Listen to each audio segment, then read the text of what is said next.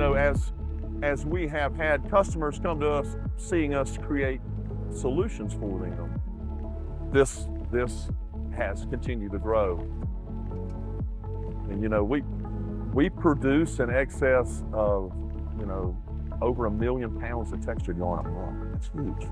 That's huge. We're in that phase now of expanding our product range, becoming an all-purpose supplier to our customers. So it's essential for us to continue to innovate and show that we are innovative, because customers really find value in that. We do a lot in interior automotive trim. We do a lot of technical components for automakers, particularly wheel well liners. That's a big market as they move away from hard plastics into more recyclable products. We're the leading producer of FDA yarns for liquid filtration, big producer of fibers for geotextile applications, which is on landfills or even erosion control. We do all sorts of weird and wonderful things. We even make fibers that are made into mats that go into car washers. So you see the blue and red things that clean your car, that all was made from fiber made of Drake extrusion. There is a change in the marketplace. More and more domestic consumers want to buy something that's made in America, but they'll only pay so much of a premium for made in America. So we had to figure out how we could become cost competitive at the end of the day, yet still provide a product that people want, and we've been able to successfully do that. It really does you no good to water down your market by taking the same product to multiple customers. You really need to try to tailor that product for that each individual customer. And we're very creative.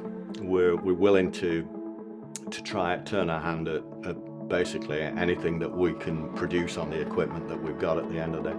And if we don't have the equipment, we'll go out and buy it if it's something that we can possibly do. So part of developing something for a customer is understanding what they're looking for and a lot of trial and error. For us to finally get to an approved product at a customer, it may take 4 or 5 iterations.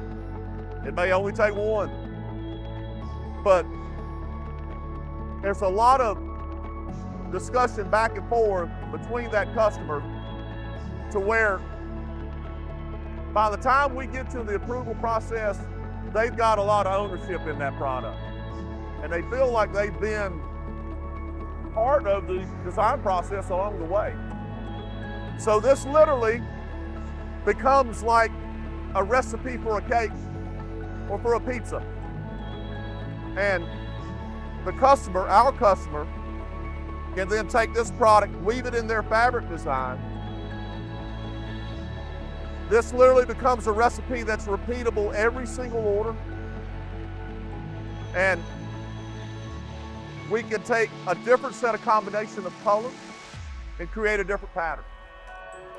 So they can come and just say, I want these types of yarns, and I can get them all from Drake at the end of the day. And that's really what's set us apart from the rest of the marketplace. You know, I think there's an opportunity for us to learn from the ground that's already been plowed, to be able to move our product over into those end uses to where those customers can take a look at polypropylene. And oh, by the way, well, it does look like polyester. It does look like nylon. And oh, by the way, it has these characteristics that may add benefits. I don't have a crystal ball that can tell me what's going to be the next big thing, but we'll be there